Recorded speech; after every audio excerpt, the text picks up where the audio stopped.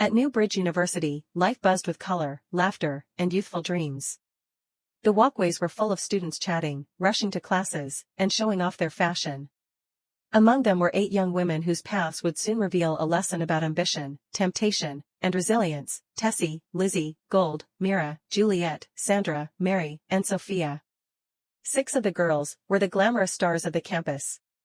Their colorful wigs, sparkling jewelry, designer handbags, high heels, and tight fashionable dresses made them impossible to ignore. They walked with confidence, laughed loudly, and thrived on attention. Wherever they went, the spotlight seemed to follow. Mary and Sophia were their polar opposites. They wore modest trousers and neatly pressed blouses, carried books instead of handbags, and kept their hair braided simply. Their world revolved around lectures, assignments, the library, and group discussions. While the glamorous 6 chased admiration, Mary and Sophia chased excellence and discipline. One warm afternoon, excitement rippled across campus. A sleek black SUV drove through the university gates, instantly turning heads. Out stepped Chief Harry, a wealthy 60-year-old man, respected and influential in the community. Dressed in a flowing kaftan, with a calm, confident demeanor, he exuded authority and charm. The glamorous girls noticed him immediately. They adjusted their wigs, checked their makeup, and approached him eagerly. Chief Harry smiled warmly, amused by their charm and beauty. From a distance, Mary whispered to Sophia, "Not everything shiny is safe." Sophia nodded, adding quietly, "Some paths look bright until you walk deeper."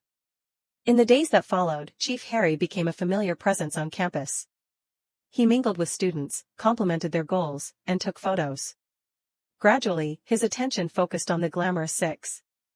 He invited them for lunches, bought them gifts, and made them feel special.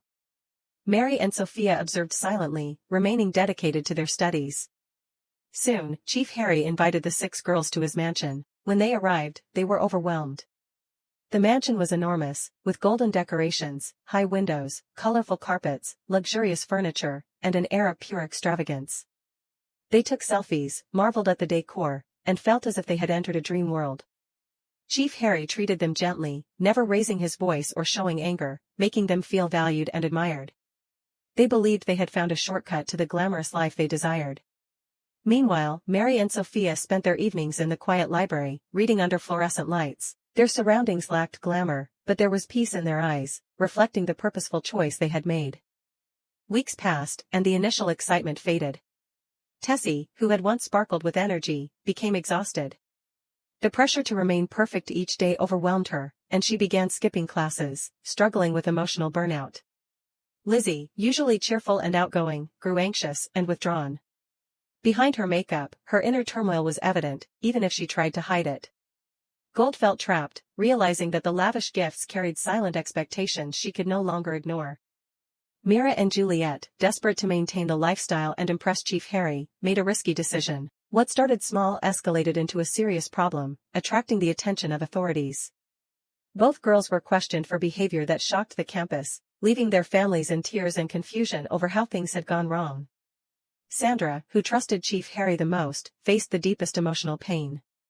During a personal crisis, he vanished, revealing a harsh truth: she had never truly mattered to him. The glamorous wigs, high heels, and expensive perfume could no longer mask their sadness.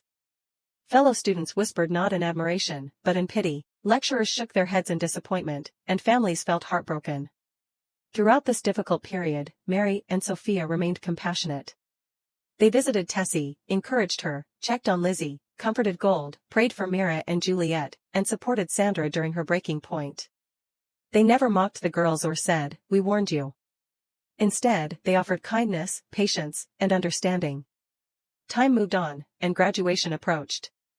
The university hall was beautifully decorated, families filled the seats, cameras flashed, and soft music played. Mary and Sophia walked across the stage with confidence, receiving their certificates.